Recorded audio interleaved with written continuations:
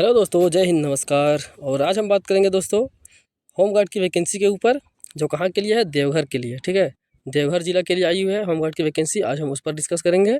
और दोस्तों मैं इसमें सिर्फ इम्पोर्टेंट पॉइंट जो है उस पर मैं डिस्कस करूँगा। जो इम्पोर्टेंट पॉइंट है सिर्फ मैं उसी पर आप लोग को क्लियर करके बतलाऊँगा। बाकी PDF अगर आप पूरा पढ़ना चाहते हैं तो मैं डाल दूँगा, डिस्क्रिप्शन में लिंक दे दूँगा, आप वहाँ से PDF ओपन करके पढ़ सकते हैं। ठीक है, तो चलिए स्टार्ट करते हैं। देखिए ऊपर में यहाँ पर लिखा हुआ है, देवघर जिला के लिए गृह रक्षक के रूप में नामांकन के लिए विज्ञापन। ठीक है, और चलिए सबसे पहले हम यहाँ पे नंबर 2 देखते हैं।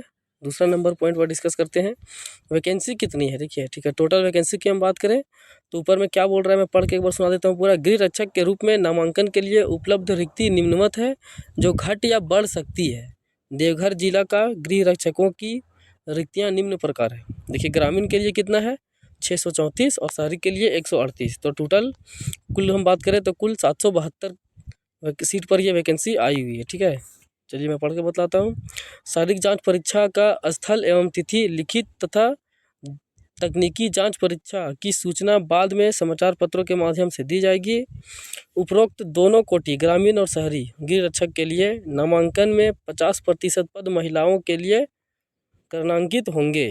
ठीक है, मतलब महिलाओं के लिए 50% पद जो है सो आरक्षित रहेंगे। चलिए थर्ड नंबर हम देखते हैं दोस्तों। थर्ड नंबर में क्या बोल रहा है, आवासीय। ठीक है, ग्रामीण गृह रक्षक में बोल रहा है कि अभ्यर्थी को देवघर जिला के उस प्रखंड का अस्थायी निवासी होना चाहिए जहां से ग्रामीण गृह रक्षक के रूप में नामांकन के लिए ऑनलाइन आवेदन करेंगे। पहला बात तो ये फॉर्म आपका ऑनलाइन होगा। ठीक है, वेबसाइट में दिखा दूंगा अभी आपको, उसी वेबसाइट पे होगा। और बोल रहा है क्या कि आपको उस प्रखंड का होना कंपलसरी है। जिस भी जिला के आप जिस जिला के लिए फॉर्म आया हुआ है और जिस प्रखंड के आप निवासी हो, अस्थायी निवासी हो, आप सिर्फ उसी प्रखंड का, मतलब उसी प्रखंड के लिए ही आप सिर्फ फॉर्म भर सकते हैं। किसी दूसरे प्रखंड के लिए या दूसरे जिला के लिए फॉर्म नहीं भर सकते हैं। ठीक है, शहरी गृह रक्षक में भी वही चीज़ बोल रहा है। उम्र सीमा की बात करें दोस्तों तो यह बोल रहा है 1 जनवरी 2026 तक में 19 साल से 40 वर्ष तक के होना चाहिए। ठीक है, ना 40 वर्ष से अधिक होना चाहिए, ना 19 वर्ष से कम होना चाहिए। शैक्षणिक योग्यता की बात करें तो ग्रामीण के लिए जो है आपका न्यूनतम 7वां पास होना चाहिए और शहरी के लिए मैट्रिक पास होना जरूरी है। शारीरिक मापदंड की बात करें तो लंबाई जो है पुरुषों के लिए 162 सेंटीमीटर रखा है, और वो 162 सेंटीमीटर जो है वो है जनरल के लिए, OBC के लिए, BC के लिए। 157 सेंटीमीटर जो है ST SC के लिए है। ठीक है, महिलाओं के लिए 148 सेंटीमीटर, जो सभी कास्ट की महिलाओं के लिए लागू है। सीना की बात करें दोस्तों तो 79 सेंटीमीटर जनरल, OBC, BC, और 76 सेंटीमीटर ST SC के लिए। अब यहाँ देखिए तकनीकी दक्षता की बात कर रहा है, जो सिर्फ गृह रक्षकों के लिए है, शहरी गृह रक्षकों के लिए है। ठीक है, उसको पढ़ लीजिएगा पूरे अच्छे से। चयन प्रक्रिया की बात करें दोस्तों, चयन प्रक्रिया इसकी कैसी रहेगी तो देखिए यहाँ पे बोल रहा है कि गृह विभाग झारखंड सरकार रांची की अधिसूचना संख्या 5442 दिनांक 20/10/2014 के आलोक में चयन समिति द्वारा निर्धारित चयन प्रक्रिया के अंतर्गत लिखित जांच परीक्षा ली जाएगी। ठीक है, सिस्टम बतला रहा है कि कहाँ से कैसे होगा। उसके बाद देखिए शारीरिक जांच परीक्षा बोल रहा है, इसके अंतर्गत 1 मील की दौड़ होगी। 1 मील की दौड़ मतलब दोस्तों 1 मील होता है 1600 मीटर। ठीक है, 1600 मीटर दौड़ होगी, ऊँची कूद होगी, लंबी कूद होगी, शॉर्ट पुट सम्मिलित होगा, जिसमें निम्नवत अंक प्रदान किए जाएगा। ठीक है, देखिए कैसे कैसे अंक प्रदान किया जाएगा उसको देखिए। यहाँ पे बोल रहा है कि सबसे पहले ग्रामीण गृह रक्षक तथा गैर तकनीकी शहरी गृह रक्षक अभ्यर्थियों के लिए। ठीक है, जांच दौड़ में बोल रहा है पुरुषों के लिए देखिए 5 मिनट या पहले 5 मिनट या उससे पहले अगर दौड़ते हैं तो 20 अंक मिलेंगे। 5 मिनट से अधिक 6 मिनट तक में अगर दौड़ते हैं तो 10 अंक मिलेंगे, और 6 मिनट से अधिक लेते हैं तो अयोग्य माने जाएंगे, मतलब फेल। महिलाओं के लिए 8 मिनट टाइम है, 8 मिनट में 20 अंक, 8 से 10 मिनट तक में 10 अंक, और 10 मिनट से अधिक समय लेती है तो अयोग्य होंगे। ऊंची कूद की बात करें दोस्तों, जिसको बोलते हैं हाई जंप। हाई जंप देखिए दोस्तों, कम से कम आपको 4 फीट हाई जंप आपको देना है। मतलब 4 फीट आपको हाई जंप मारना है, उसमें आपको 5 अंक मिलेंगे। 4 फीट 3 इंच तक अगर आप हाई जंप देते हैं तो 6 अंक, और 4 फीट 3 इंच से 4 फीट 6 इंच में 7 अंक मिलेंगे। 4 फीट 6 से 4 फीट 9 में 8 अंक।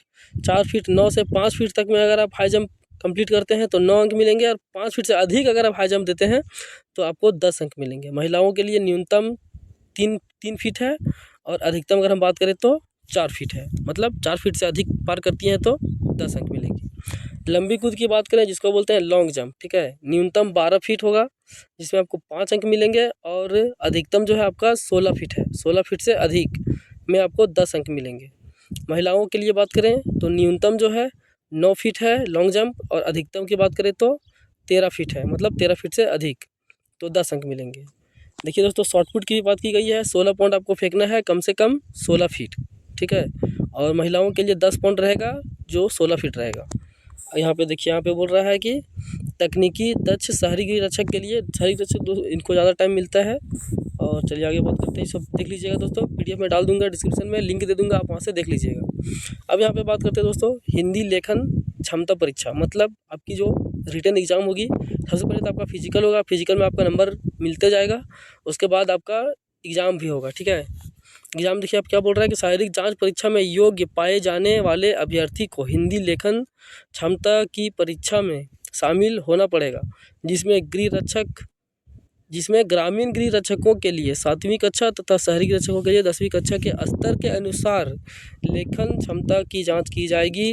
यह क्वालिफाइंग होगा, पूर्णांक 100, उत्तीर्णांक 30 होगा। मतलब दोस्तों ये सिर्फ क्वालिफाइंग होगा, आपको जैसे मैट्रिक में होता है 33% लाना होता है हर सब्जेक्ट में, 33 नंबर, उसी प्रकार से इसमें है 100 नंबर का एग्जाम होगा जिसमें आपको 30 नंबर लाना ही लाना है, तभी आप पास हो सकते हैं। फिर यहाँ पे तकनीकी दस्तक के लिए भी बोल रहा है, देखिए यहाँ पे सभी की जांच वगैरह सब कुछ बतला रहा है कि आपका सर्टिफिकेट्स वगैरह सब कुछ लेकर आना है, क्या क्या लिखा हुआ है इसको आप पढ़ लीजिएगा दोस्तों। देखिए अगर मैं सब कुछ पढ़ के बतलाता हूँ तो वीडियो बहुत लंबा हो जाता है, ठीक है, इसीलिए मैं सारा कुछ पढ़ के नहीं बतला सकता हूँ, वीडियो काफ़ी लंबा हो जाता है। 5वां नंबर में देखिए दोस्तों, तो बोल रहा है क्या कि राष्ट्रीय और राज्य स्तर पर, राष्ट्रीय और राज्य स्तर पर अगर आप किसी प्रकार से आपके पास खेल कूद का कोई पुरस्कार है तो उसमें भी आपको अतिरिक्त नंबर दिए जाएंगे। जैसे अगर प्रथम पुरस्कार है तो राष्ट्रीय में 6 अंक और राज्य स्तर पर 3 अंक, द्वितीय है तो 4, 2, तृतीय है तो 2 और 1, इस प्रकार से मिलेंगे, ठीक है। उसके बाद दोस्तों इसको आप देख लीजिएगा आगे भी दोस्तों, नीचे सारा कुछ पॉइंट वगैरह लिखा हुआ है, ठीक है, इसको आप देख लीजिएगा, पढ़ लीजिएगा अपने से क्या कुछ लिखा हुआ है, ठीक है, मैं डाल दूंगा डिस्क्रिप्शन में, लिंक दे दूंगा, और नीचे उसके बाद फॉर्म दिया हुआ है। तो देखिए यहाँ पे इस प्रकार से सारा कुछ क्लियर कर दिया है, जो कुछ भी इंपॉर्टेंट चीज़ था मैंने सारा कुछ बतला दिया है दोस्तों। यहाँ पे डेट कहीं पे नहीं लिखा हुआ है, एक दोस्तों यहाँ पे देखिए पेमेंट की बात की जा रही है कि आपको 200 रुपया पेमेंट करना है, ठीक है, 200 रुपया आपको ऑनलाइन पेमेंट करना होगा। यहाँ पे बोल रहा है 7वां नंबर में पढ़ के बतलाता हूँ, आवेदन कैसे करें। आवेदन जैप IT द्वारा दिए गए वेबसाइट के माध्यम से किया जाएगा। आवेदन शुल्क 200 रुपया, ठीक है, शुल्क राशि जो है 200 रुपया रहेगा। मात्र निर्धारित वेबसाइट ऑनलाइन पेमेंट गेटवे के माध्यम से आवेदन पत्र ऑनलाइन जमा करते समय ही जमा करना है।